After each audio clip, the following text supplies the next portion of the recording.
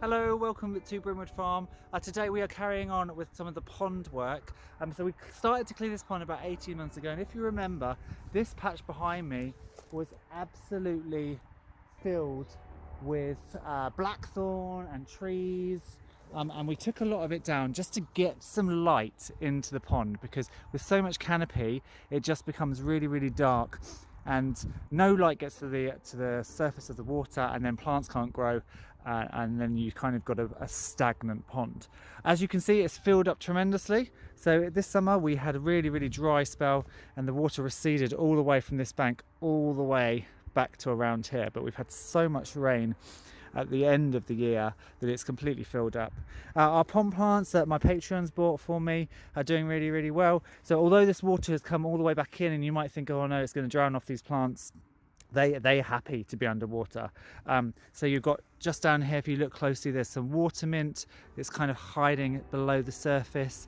There's some plantain in there as well, some water forget-me-not. There's a yellow flag iris over here, and there's a little bit of duckweed that we didn't introduce that's come in on its own. It can be a pest in ponds. It can kind of drown out and cover the surface and make it really shady, but for now the little bit that there isn't a problem. This coming year we'll be introducing some more irises, a couple of native lilies, just more stuff to get some oxygen into the water and make sure it's not stagnant. And then hopefully come spring there will be more frog spawn, and it might survive this time. I don't think it survived last time, because although they laid their eggs there, I wasn't here to continually kind of see if it hatched and things like that, but it was so stagnant that I doubt any tadpoles had enough food. So this year is really on for the push, this seasonal year, to get it started. So today, a lot more clearing. I put in some foxgloves and some primroses and things down here last spring. You can see there's a tiny little foxglove just down here. So I just want to clear away this thistle, because of course the thing is now I have cleared this patch, so more light is getting in, so other plants are starting to move in from the pasture. So clearing all of this out, cutting this further back because there's another sort of water inlet over here.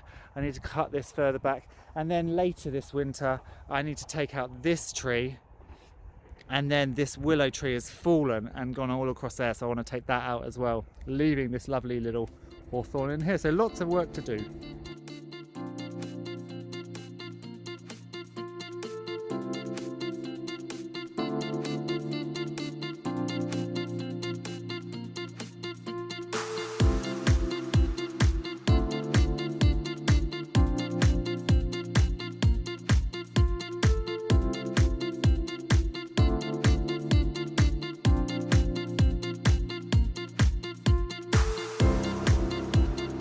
You might be thinking, why on earth is he taking all of this really good leaf mulch, wildlife rich stuff away from the pond? And the reason is not because I don't want wildlife, because of course the entire ethos of here is to encourage wildlife, but this pond has been stagnant for about 30 years, so I don't want loads of leaf mulch and organic material going in, because that's going to make it even more stagnant and make the process of trying to get oxygen and plants into the water even more difficult. So I am leaving this around. I'm just drawing it away from the edge, and I'll make a wood pile and I'll put all of this in there, and it'll be a fantastic place for insects and frogs and newts and toads and all that sort of thing to live in. I just don't want it right on the edge where it could fall in and sort of hinder our process. So that's why I'm drawing everything away, to try and keep the sort of the boundary clear. That's also why we're taking some trees down, because this pond is heavily overgrown with trees. Most of them are deciduous, so every year they drop tons and tons of leaves into the water. So by leaving just a few key trees, but removing some of the others, we'll hopefully also reduce that leaf drop, which will help us bring this pond back to life. Every time I stop I've got to put another layer on, because while I'm working I heat up and then it's freezing. So we've cleared this edge, looks a lot better. Just going to back up a little bit. So as I say, we're moving everything across here, and this is all old wood, so this will become a massive heap for wildlife, but we've cleared all of this edge so it's more sort of clean and I can see what's going on. And I don't know if you can see, there's a tiny robin sat right there. There he is, he's enjoying some of the invertebrates we just uncovered. So next up is to clear this section out, which is where I planted with primroses and foxgloves last year.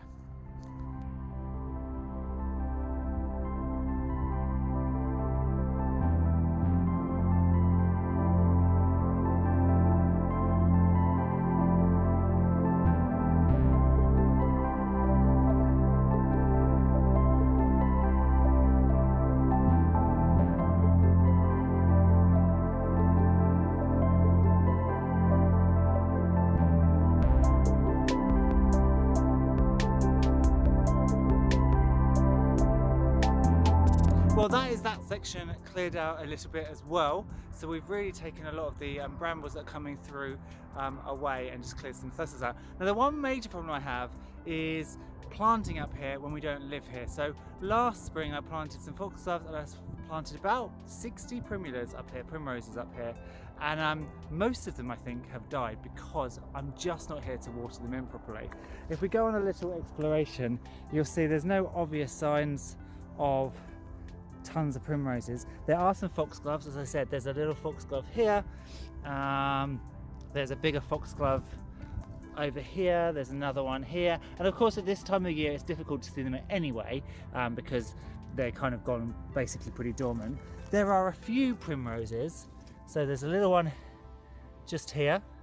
That one seems to have survived. I planted them in groups of sort of 3 or 4 and I can't see any more around this section, so it may be that all of those have died. And I'm just having another little look for any others. Is that one? No, that's not one. So it's extremely difficult. Oh, here's one. So there's some little primrose leaves here as well. So it will remain to be seen in spring just how many have come up and have survived.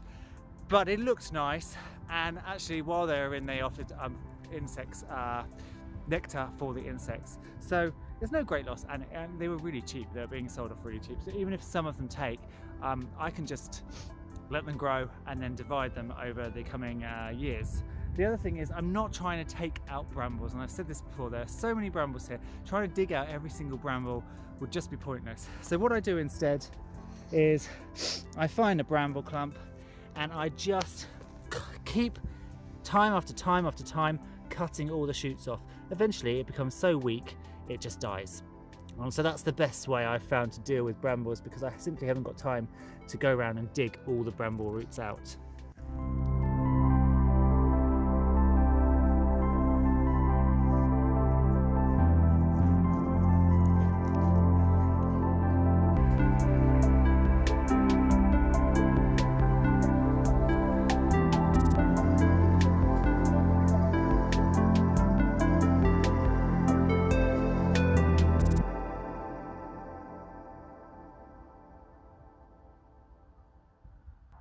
So we've done quite well today. We've cleared all around that bank, all around this bank, and actually we've got a nice sizable chunk of the pond now kind of open to the elements, and they'll get sunlight in here and we'll get more plants in here. I'm going to spend a couple more hours now before the sun goes down just cutting this out. You can just see where there's another water inlet through there, so I just want to cut out all of this bramble. It looks a lot, but actually when you get down to the roots of the things, there's not a lot of this is dead. A lot of the live stuff is just little clumps of brambles that, as I say, I just cut off at the base and then I use a rake to pull them out. So that's my work for the next couple of hours, and then over the coming months we'll come back up, we'll try and get some more plants in, and come spring, let's keep our fingers crossed for frog spawn. So that is my work for the next couple of hours. I'm going to try and get as much as I can do, and then next spring we'll get some more plants in, and fingers crossed we'll get some more frog spawn, and at this time we can actually be here and watch maybe those tadpoles develop. If you've liked the video, as always, please consider subscribing and hit that thumbs up. If you're over on Facebook, come and join us at Brimwood Farm's community group. But for now I've got a lot of work to do, so I'm going to say goodbye. Bye bye.